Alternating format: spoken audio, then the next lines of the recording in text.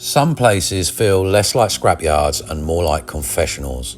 And here on the ragged fringe of Bangkok, where the city gives up pretending to be modern and returns to dust and rust, we find these old birds, a couple of Hueys, maybe a bell or two, sun-bleached, bolt-loosened and resting in the twilight of their mechanical lives. To most people, they're just scrap metal, but stand close enough, run your hand along the flaking paint, and it's like touching the leftover heartbeat of another century. Because machines like these didn't simply fly, they carried men, young, terrified, invincible, homesick, brave, foolish, all at once. Men who once sat exactly where these cracked seats now crumble. Men who counted every vibration, every strange shudder in the rotor, because the difference between a good day and a very final day often came down to one bolt, one bearing, one moment of luck. Imagine the voices these shells once heard. The clipped radio chatter, the jokes told too loudly because fear was easier to swallow when disguised as laughter, the quiet prayers nobody ever admitted to saying. Some of these machines ferried supplies, some ferried hope, some ferried boys into jungles they'd never heard of just months before, and some carried them out again, changed in ways no medal could ever capture. And now they sit here, retired without ceremony, hidden behind stacks of rusted metal and forgotten engines, no plaques, no flags, no grand museum lighting, just the incessant Thai sun, the smell of old oil and the soft persistent hum of memory. It does make you wonder though, who were the men that trusted these choppers with their lives? Where are they now? Did they go home and start families? Did some stay behind, choosing Thailand's warmth over an American winter? Do they know that their old companions, these tired veterans of the sky, are still here, still with nose art, keeping quiet watch over an unremarkable corner of Bangkok?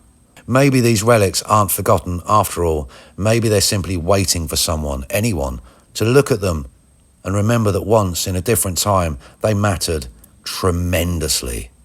And today, just for a moment, they matter again.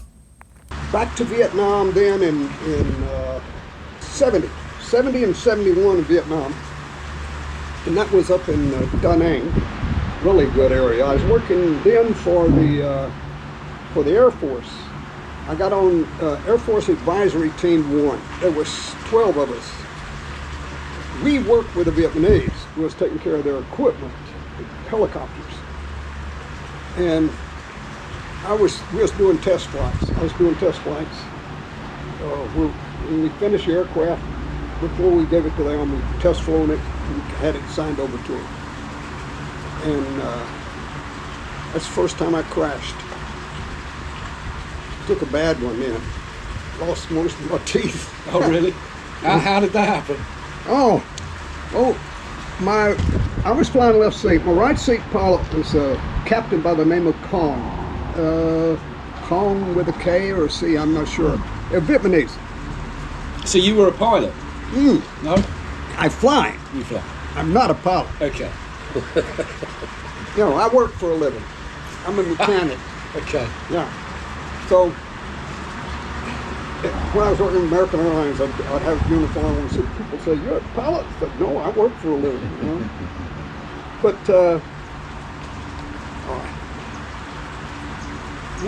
we're flying, and we just finished our test, and then we was out in a bush area, and the furthest area out was a Marine Corps outpost. And we used to, before we did our test flights, we used to load up the back with beer.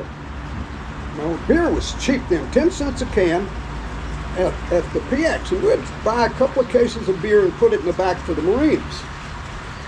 And so when we finished our test, we usually went out there, or before the test, went out there and dropped off the beer for those guys. And they're because they're out in a little bitty place out in the middle of the swamp and everything, and in nowhere. So then we did our test, and it was out in that area, and the pilot Con seen somebody duck into a bush, and they were armed. We said, "Let's go look at this." So we started coming back around, and we come back around, we're looking for this guy, and another guy on our left hosed us. And when they hosed us, the rounds were coming right through the where the drive shaft is, going to the tail rotor.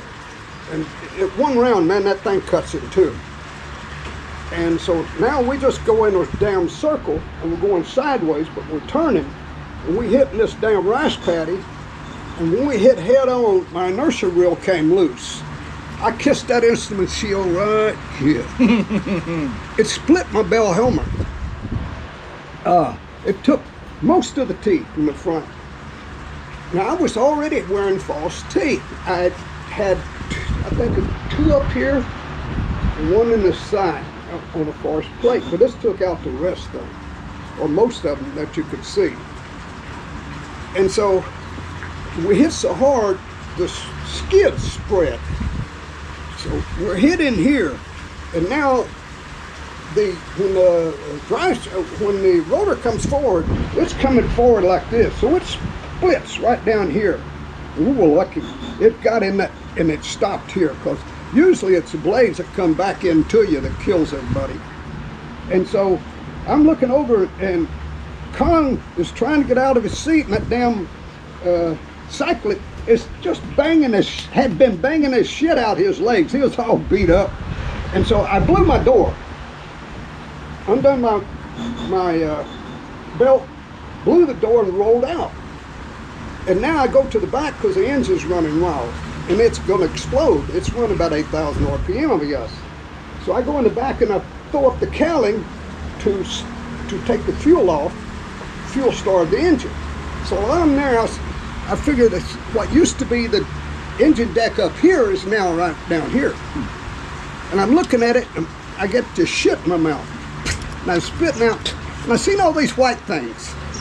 And I said, that looks like Chiclets chewing gum. And I said, chewing gum, hell, that's my goddamn teeth.